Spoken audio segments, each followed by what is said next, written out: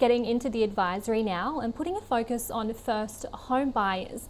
Ethan Stein from Montara Wealth joins me now. So Ethan, is it better for your first property to be your own home or an investment?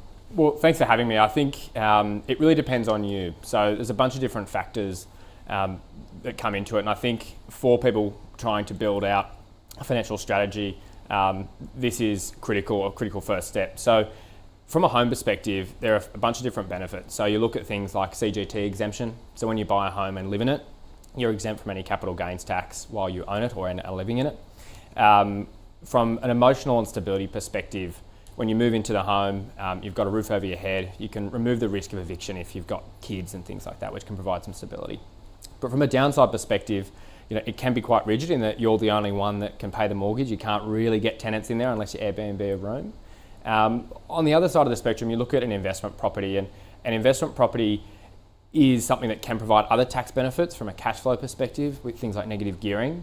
But on that capital gains tax exemption, you are subject to capital gains tax on the investment property. So it is really about trying to find the one that fits you best. And what we often look at is take it a step back and move away from a focus on the assets or the benefits you might get, like first home buyer grants, for example, for a home, and actually focus on what you're trying to achieve. So we work with clients every day, and a big focus can often be, on what are you trying to achieve over the next 5, 10, 15 years. A lot of young people are getting started in their careers, and maybe they don't know if they're going to stay in Sydney or Melbourne or Brisbane or wherever they might be. They might want some flexibility, but they still want to get into the property market. So that's where an investment property can provide some advantages in that flexibility piece, that you can buy a property that's really well designed to be leased out, and it's got a lot of demand in the area, where someone who, for example, might live in a regional community, there can be issues in renting out that property. So if you're thinking of moving around, it might be better off buying an investment property in an area with more demand.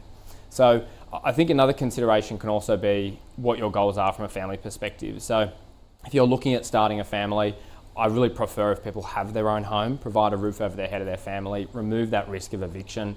It's already hard enough to move home, let alone when you've got kids and childcare centres and school catchment areas to consider. But it really is, it comes down to what's most important to them, the clients, as a priority. And how closely are your clients watching RBA interest rates and what's going on in that space? Pretty closely. So how we sort of go through our process is we're pretty conservative. So clients we've worked with over the last sort of 1 to 5 years aren't having cash flow problems. I mean, cash flows are tight, of course, but we're not having people, struggling to pay their mortgage because of how conservative we are with our numbers. I think now the higher interest rates are definitely having an impact on people's borrowing capacity, and this then goes back to what sort of asset selection is best for you as a client, because you can borrow different amounts for a home investment. It's not that one's always higher. Sometimes the other can be higher in different situations, but clients are definitely watching it. I think what people need to be aware of, though, is there are a lot of people who I hear saying, well, when and if rates come down, I'll be able to borrow more, so I'm going to wait until then. But that's going to happen to everyone. So it's really important that even if you are waiting for a potential easing that might improve your cash flow and improve the type of asset you're trying to buy, make sure that you've got a strategy that you can implement as soon as possible, because everyone else is going to be in the same boat. So are you finding that your clients at the moment are choosing to buy to live in or to invest? It really depends. It's a mixture.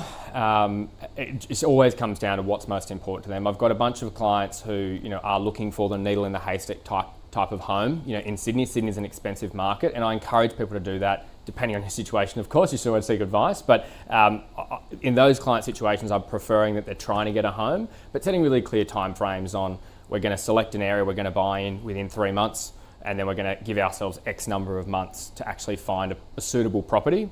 Because if you keep looking for the dream home, the needle in the haystack type of thing, you can miss out. And what are some of your clients' other, objectives financially going into the new year?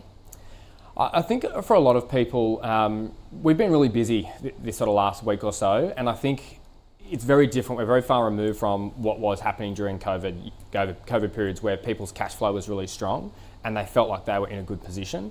I think now that people's cash flow is tighter with higher interest rates, cost of living, things like that, people are now recognising that it's really important that they prioritise their financial health and build a strategy around what they're doing now.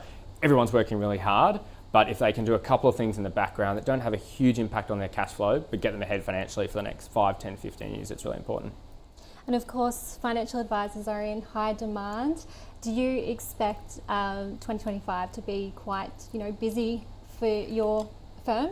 Yeah, I think so. I think our approach is really unique. So, a lot of advisors generally focus on solutions. So, looking at, super funds, insurances, things like that. That is critical. It's a really good step, but we prefer to take a few steps back and focus on people's actually what they're trying to achieve and then plug those solutions in once we've done a lot of modelling. So it's going to be a busy year. I think there are less advisors and we need more, but, the profession is really improving, I think, every day. So it's exciting.